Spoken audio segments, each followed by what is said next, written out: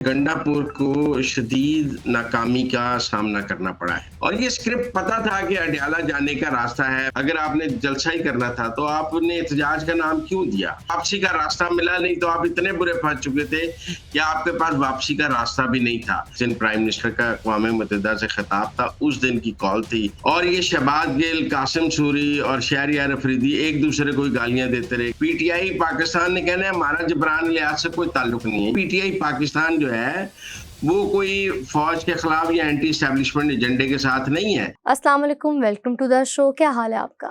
बिल्कुल ठीक है, आपका क्या हाल है? सर, सबसे पहले आज का टॉपिक तो ये है कि अली अमीन गंडापुर की जानिब से जो रात गए एक वीडियो बयान सामने आया है, उस मुतालिक आप क्या कहेंगे? क्या वो किसी के लिए कोई मैसेज है? देखिए, मैं समझता हूँ कि गंडापुर को शदीद नाकामी का सामना करना पड़ा है।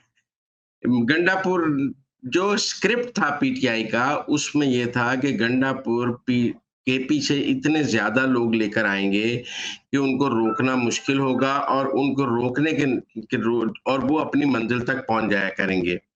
इसकी पहली नाकामी लाहौर में हुई जब वो मुकर्रर वक्त पर ना पहुंच सके और स्मार्टली वो जलसे से खिताब ना कर सके। लेकिन उस नाकामी को कवर कर दिया गया कि जी गवर्नमेंट ने 6 बजे खत्म कर दिया, अब बंदा पहुंचने में देर तो हो जाती है, इसमें गंडापुर का क्या कसूर है? लिहाजा अगर गंडापुर जानबूझकर लेट आए या वो लेट पहुंचे, दोनों सूरतों में गंडापुर को पास एक एक्सप्लेनेशन मौजूद थी कि जी ये मैं तो अब पेशावर से चला हुआ हूं तो घंटा डेढ़ तो लेट हो ही जाता है आदमी, तो अब वहां पीछे कुछ हो गया। अब सूरत हाल ये थी कि पिंडी वाला जो मामला है ना, ये गंडापुर की बड़ी सियासी नाकामी पीटीआई के अंदर समझी जा रही है, क्योंकि इमरान खान का स्क्रिप्ट ये था कि केपी से पीटीआई इस पोजीशन में है कि 2/3 अक्सरियत है, एमएनए एमपी है, गवर्नमेंट है, सरकारी वसाइल है, हर चीज है, तो हम केपी से तो बहुत ज्यादा लोग ले आएंगे जिनको रोका नहीं जा सकेगा। और जब वो लोग आ जाएंगे तो हम फिर एक दफा पिंडी में हमने क्राउड इकट्ठा कर लिया और हम पिंडी में 25, 30, 40 हजार बंदा इकट्ठा करने की पोजीशन में आ गए, तो फिर हम डिक्टेट करने की पोजीशन में आ जाएंगे, अडयाला भी पहुंच सकते हैं और भी काम कर सकते हैं। और ये स्क्रिप्ट पता था कि अडयाला जाने का रास्ता है, पर जिसका संजानी में इशारा भी दिया गया था कि हम अडयाला चले जाएंगे। लेकिन गवर्नमेंट भी तैयार थी और उन्होंने पीटे गंडापुर को पर नहीं पहुंचने दिया पिंडी तक। वो बुरहान इंटरचेंज से वापस चले गए जो पिंडी से 50-60 किलोमीटर दूर है। ये गंडापुर की नाकामी समझी जा रही है और ये जो स्क्रिप्ट बनाया था पीटीआई ने, जिसका संजानी में बड़ा ऐलान किया गया कि हम अडयाले से इमरान खान को खुद छुड़ा लेंगे, वो जो ऐलानात थे उनके पीछे ये स्क्रिप्ट था कि पीटीआई जो है केपी से इतने बंदे लाएगी कि अडयाला से छुड़ाना या अडयाला के सामने एहतजाज करना या अडयाला तक पहुंचना बहुत आसान हो जाएगा, हम अदालतों को भी दबाव में ले आएंगे और सब कहेंगे कि जब इतने लोग आ गए हैं तो फिर कौन रोक सकता था। लेकिन वो जो इतने लोग आ गए और कौन रोक सकता का स्क्रिप्ट है वो मुकम्मल तौर पे नाकाम हो गया कल, जब उतने लोग भी नहीं थे और आप पहुंच भी नहीं सके। तो गंडापुर का जो एक माचू इमेज था पीटीआई के अंदर के बड़े बदमाश हैं, बड़ा हर काम कर सकते हैं, टकरा सकते हैं, सुल्तान राय इमेज, वो सारे का सारा जो है वो कल तबाह हो गया और उनकी बड़ी सियासी नाकामी हुई। अब जो उन्होंने वीडियो जारी की है कि हमें गोलियां मारी गई, हम जवाब में गोलियां मारेंगे, ये एक डेस्परेट अटेम्प्ट है उनकी अपनी इज्जत बचाने की पीटीआई के अंदर, क्योंकि वो पीटीआई के अंदर एक्सपोज हो गए हैं और उनकी नाहली पीटीआई के अंदर हो गई कि यार ये तो परवेज खटक से भी माठा वजीर आला है, यार ये तो महमूद खान से भी माठा वजीर आला है, ये तो मुजाहमत ही नहीं कर सका, ये गुफ्तगू करता है लेकिन अमल करने वक्त भाग जाता है, कभी लॉ टाइम पे नहीं पहुंचता, कभी पिंडी लियाकत बाग नहीं पहुंचता, गुफ्तगू करा लो जितनी मर्जी लेकिन मैदान का खिलाड़ी नहीं है। अब गंडापुर के बारे में ये राय बनती जा रही है पीटीआई के अंदर, मेरी कल से जितने लोगों से बात हुई कि नहीं वो मैदान के खिलाड़ी नहीं है, आप उनसे गुफ्तगू करा लें लेकिन जब अमल करने का वक्त आता है तो यहाँ वो लेट हो जाते हैं, यहाँ वो पहुंच नहीं सकते, यहाँ भाग जाते हैं। तो इसलिए मेरे ख्याल में गंडापुर ने जो संजानी से तो ये लगा था कि गंडापुर पीटीआई में नंबर 2 है और वो इमरान खान की जगह ले सकते हैं, वर्कर्स में बड़े पॉपुलर हो गए उस तकरीर के बाद, और बड़ा उनका था कि जी लाहौर आएंगे तो ढोल बाजों के साथ आएंगे, लेकिन लाहौर भी उनका सारा जलसा न, वो पहुंच ही नहीं सके, तकरीर ही नहीं कर सके और कल पिंडी भी नहीं पहुंच सके। तो इसलिए मेरे ख्याल में गंडापुर को एक तो अपना सियासी नुकसान भी हुआ है, पीटीआई का वर्कर भी उनसे नाराज हुआ है और इमरान खान भी उनसे कल से बहुत नाराज हैं और उनका ख्याल है कि जो था कि मुझे गंडापुर रिहा करा लेगा, वो भी नहीं हो सकता।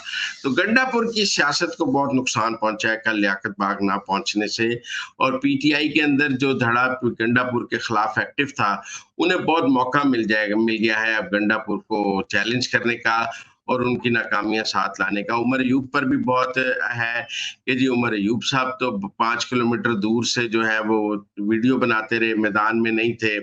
सलमान अकरम राजा, शेख वकास अकरम भी वीडियो जारी करके ही समझते हैं कि उनका काम पूरा हो गया है। तो सारी लीडरशिप गायब थी, कौन था? तो गंडापुर भी गाड़ी में से नहीं निकले। तो जो पीटीआई की मज़ाहमती जो रोल है, उसको बड़ी कल नाकामी हुई है और मैं समझता हूँ कि जो दोबारा प्लान की जा रही थी मज़ाहमत की सियासत, वो कल उसको बहुत बड़ी नाकामी का सामना करना पड़ा है। आगे बढ़ते हुए कुछ बात करेंगे ट्वीट्स को लेकर। तो बहुत सारे सहाफ़ियों की जानिब से ये ट्वीट्स देखने में आ रहे हैं कि ये जो एहतजाज था ये कामयाब रहा है, सीएम केपी ने बहुत अच्छे तरीके से इसको लीड किया है। तो आप क्या कहेंगे अगर वो ये सब कुछ कह रहे हैं और एक तरफ से सीएम केपी का जो वीडियो बयान है जो रात गए उन्होंने जारी किया है, तो उस मुतालिक आपको क्या लग रहा है? ये दोनों बातें एक दूसरे से मैच कर रही हैं कि वो एक तरफ कह रहे हैं कि हम दोबारा आएंगे, तो अगर कामयाब था तो फिर दोबारा आने की क्या जरूरत है? अच्छा, जहां तक आपने बात की है ना कि वो कह रहे हैं कि जी बड़ा कामयाब था और गंडापुर ने बड़ी कामयाबी हासिल की है। देखिए, कामयाबी तो मंजिल पर पहुंचना है। आधे रास्ते से वापस जाना को कैसे कामयाबी करार दिया जा सकता है? अगर आपने लाहौर के जलसे में आना है और खिताब करना है, तो अगर आप जलसागाह नहीं पहुंच सके और आप जलसे से खिताब नहीं कर सके, तो ये कामयाबी नहीं हो सकती। ये तो मैं इसको कैसे बतौर सियासत के तालिब इल्म, मैं एक लीडर ने कहा है कि मैं लाहौर आऊंगा, जलसे से खिताब करूंगा, ढोल के साथ आऊंगा, तो उसके आने से पहले जलसा खत्म हो गया है, उसकी पार्टी के लोग चले गए हैं, कारकुन चले गए हैं, वो खाली जलसागाह में पहुंचा है, तो वो क्या कामयाबी है? मैं उसको कामयाबी नहीं समझता, नाकामी है। अब कल उसने लियाकत बाग पहुंचना था, उन्होंने कहा मैं एक लश्कर लेके चलूंगा केपी से और लियाकत बाग में आपसे मुलाकात होगी। देखिए, अगर वो लियाकत बाग पहुंचते तो कामयाबी थी। वो लियाकत बाग पहुंचते, वहां एहतजाज करते, तकरीर करते, और तो वो कामयाबी थी। फिर वहां से डिस्पर्स हो जाते। फिर भी हम सब ये पूछते कि ये लियाकत बाग पहुंचने का, अगर आपने जलसा ही करना था तो आपने एहतजाज का नाम क्यों दिया? तो अगर वो लियाकत बाग पहुंच ही नहीं सके तो ये क्या कामयाबी है? अगर रियासत आपने आपको लियाकत बाग नहीं पहुंचने दिया, तो रियासत कामयाब है या आप कामयाब हैं? अगर आप किसी भी वजह से आप कहते हैं कि जी मैंने कॉम्प्रोमाइज कर लिया, बड़ा ब्लड शेड हो जाना था, बड़ा नुकसान हो जाना था, मैं वापस चला गया। भाई, आपको मजबूर कर दिया गया वापस जाने का। आपकी वापसी का ऐलान तो हुकूमत पंजाब ने किया कि आप वापस जा रहे हैं, आपके ऐलान से आधा घंटा पहले। फिर हुकूमत पंजाब को कैसे पता था कि आप वापस जा रहे हैं, जबकि आपके लोग कह रहे थे आप वापस नहीं जा रहे और फिर आप वापस चले गए? इसका मतलब है आपने किसी को इन्फॉर्म किया कि मैं वापस जा रहा हूं, उसने हुकूमत पंजाब को इन्फॉर्म किया कि आप वापस जा रहे हैं, तो आपको वापसी का रास्ता मिला। नहीं तो आप इतने बुरे फंस चुके थे कि आपके पास वापसी का रास्ता भी नहीं था। वापसी का रास्ता भी आपको हुकूमत पंजाब ने देना था, जो आपने मांगा, जिसके बाद पहले हुकूमत पंजाब ने क्रेडिट लिया कि आप वापस जा रहे हैं, फिर आपको वापस जाने दिया। लिहाजा अगर आप लियाकत बाग नहीं पहुंच सके तो आप नाकाम हैं। सियासत में आपका मंजिल पर पहुंचना ही कामयाबी है। आधे रास्ते से वापस चले जाने को जो लोग कामयाबी कहते हैं, मैं उसको कामयाबी नहीं समझता। असर के वक्त रोजा तोड़ दें, वो रोजा कबूल नहीं होता, वो फाका ही है। आगे बढ़ते हुए कुछ रुख करेंगे अमेरिका का। तो अमेरिका में जो चेमगोइयां थी कि वहां पर एहतजाज किया जाएगा, तो वो बात कुछ ज्यादा देर चली नहीं। इन्होंने शहबाज शरीफ की न्यूयॉर्क आमद के मौके पर अक़वाम मुत्तहिदा के सामने पूरे अमेरिका में एहतजाज की कॉल दी। शहरयार अफरीदी अमेरिका में मौजूद हैं, कासिम सूरी, शहबाज गिल, ये सब इन्होंने एहतजाज की डेट, मुकाम, जिस दिन प्राइम मिनिस्टर का अक़वाम मुत्तहिदा से खिताब था, उस दिन की कॉल थी। और वो कासिम सूरी ह्यूस्टन से आए, शहरयार अफरीदी भी आए, शहबाज गिल भी आए, और पूरे अमेरिका से कॉल थी कि जी पहुंचे और शहबाज शरीफ के आमद पर एहतजाज करना है। इनका ख्याल था कि हम पूरे सारे मुल्क अमेरिका से पाकिस्तानी आएंगे और इमरान खान के झंडे लहराकर खिताब करेंगे और इंटरनेशनली बहुत बड़ी खबर बन जाएगी सोशल मीडिया पे, ये और वो। लेकिन वहां 150 बंदा भी नहीं इकट्ठा हुआ। और ये शहबाज गिल, कासिम सूरी और शहरयार अफरीदी एक दूसरे को गालियां देते रहे कि तू बंदे नहीं लाया, तू बंदे नहीं लाया।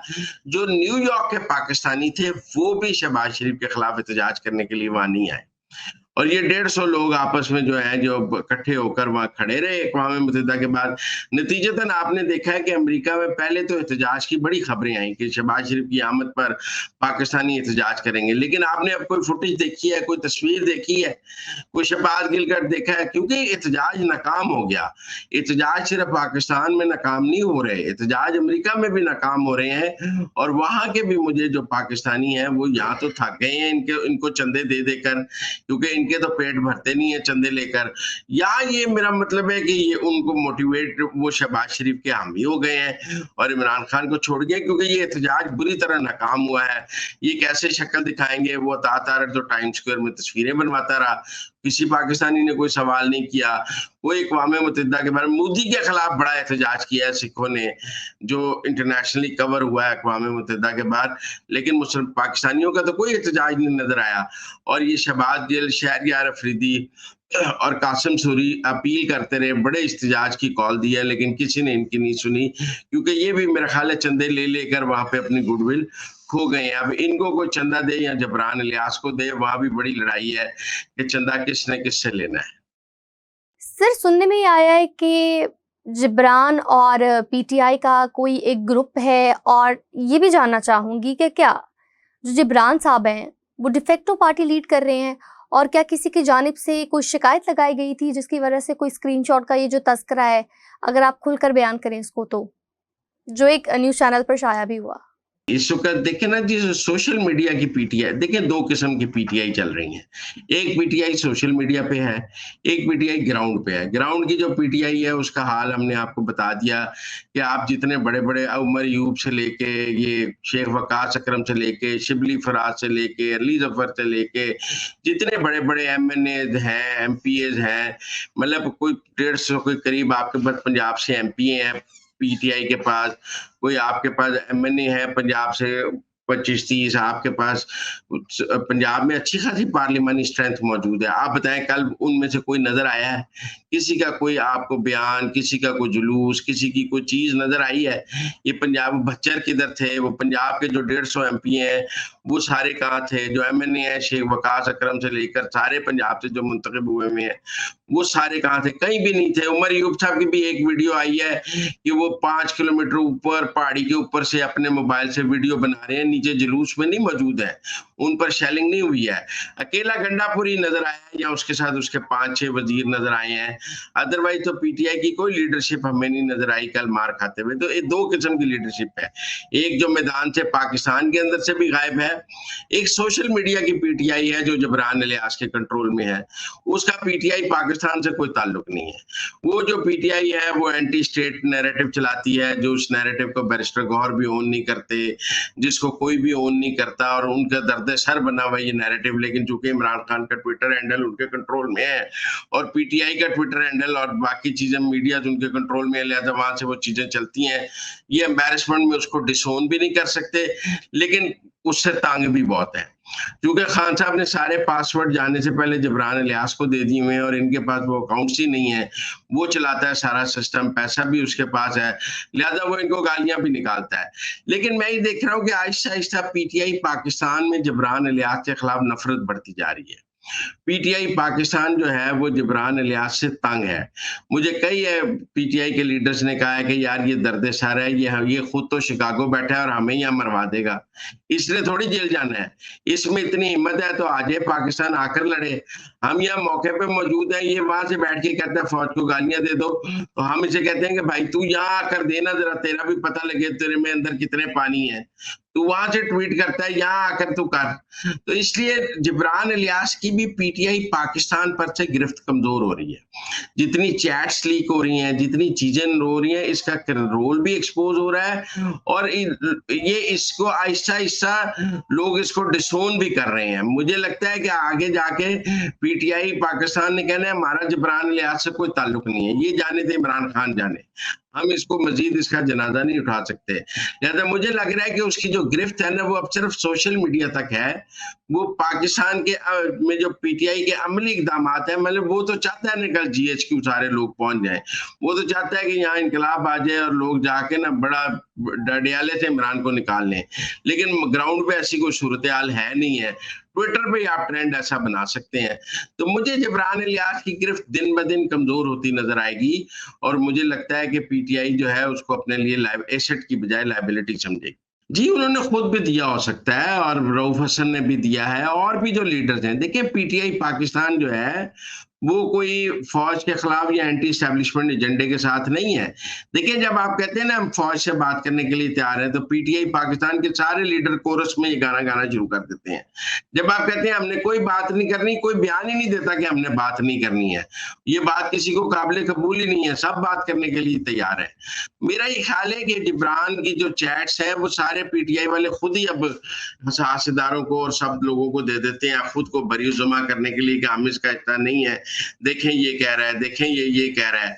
और आपको जिब्रान की चैट को कोई बंदा भी खुफिया रखने के लिए तैयार नहीं है। मेरे ख्याल में रऊफ हसन के बाद अब जितनी भी लीक हो जाए, पढ़नी रऊफ हसन पे है, दे चाहे बैरिस्टर गौहर रहा हो, उमर अयूब रहा हो, शेख वकास रहा हो, शिंदाना गुलजार रही हो, जो दे रहा हो, चाहे गंडापुर दे रहा हो, अब हमारे पास एक स्केप गोट रऊफ हसन मौजूद है कि उन्होंने दिया है, लेकिन मेरे ख्याल में सब ही दे रहे हैं उसके बाद। तो नाज़रीन, ये थी आज के अंदर की बातें। आपसे मुलाकात होगी अगले प्रोग्राम में। हमें दीजिए इजाजत। अल्लाह ने के बाद।